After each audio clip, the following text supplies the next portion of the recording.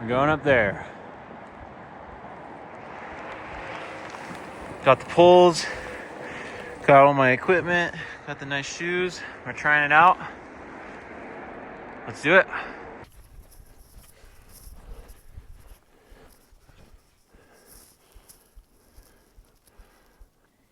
I almost didn't bring snowshoes, so that would have really been not a fun time. So I'm really glad I did that. And I mean, they're doing really nice. This is the first use I have on them, so I'll let you guys know how they do. It's absolutely beautiful out right now. I'm just slogging up this face right here. Might turn around, I don't know, because I'm a little late on time. That's where the sun is right now. And I still have to get all the way up. All right, here we are on the last part. I still got probably like 1,500 feet left. I'm gonna head up this way and around. Put on my crampons, probably like somewhere right there. All right, we're cresting a part of the ridge. I'm just climbing up this section. I transitioned right there to crampons. Got them on here.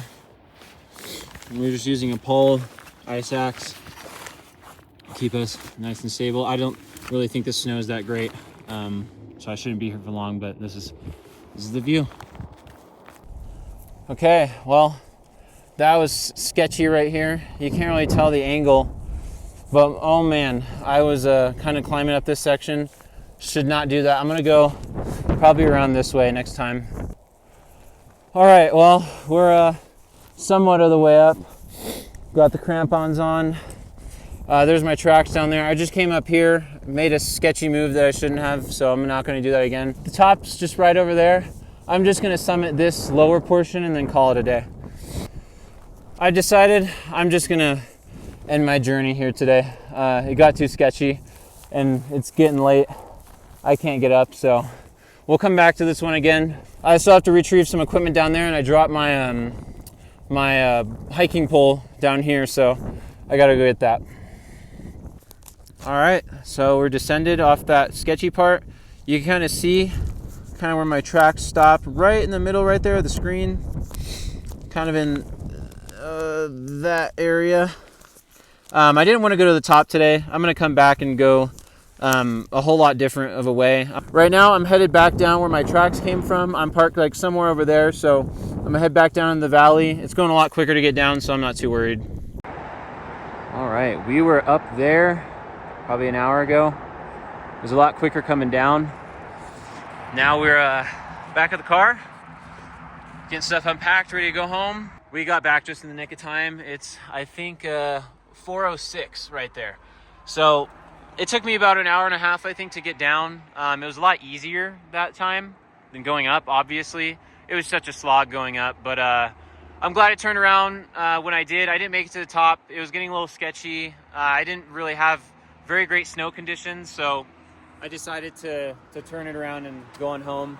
It was a great today because I got to try out some of my new equipment, some of my new crampons, my ice axe, and get a little bit of knowledge going with it. I put a hole in my pants, kind of right here. You can't really see it, but with my crampon, so I'm gonna have to stitch that. But all the gear did great, and I had a great day today, so I'll catch you guys next time.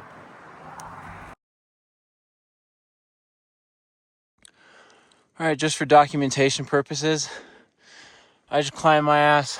I don't know if I could zoom in on this. I mean, I think it was 300 feet. I got cliffed out over there because I took this route skinning. This is the actual trail for Buffalo Mountain, but it's really windblown, probably like 4 inches on top of just POW, and then it's just the ice.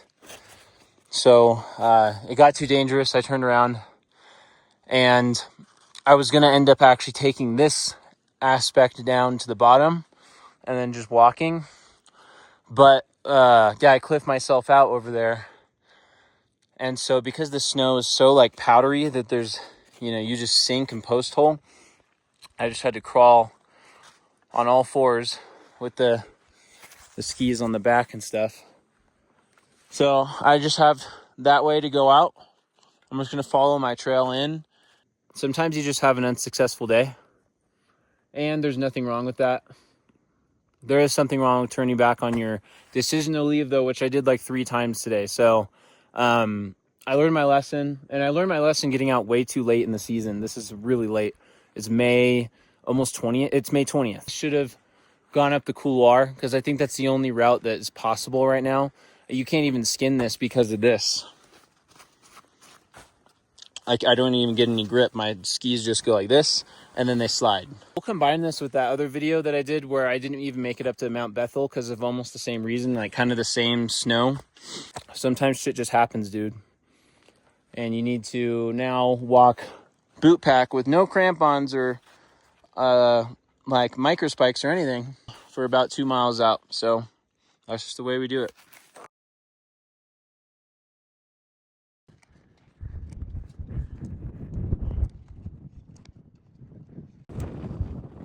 All right, mountain fail number 3. Not really fail, it was a success. Just started way too late. Had some things go wrong. And we ran out of water, so we will be back for Holy Cross another time. But this is what happens. Sometimes you fail. It's just learning and getting better. All right, I'm gonna stop being preachy. Look at this beautiful peak.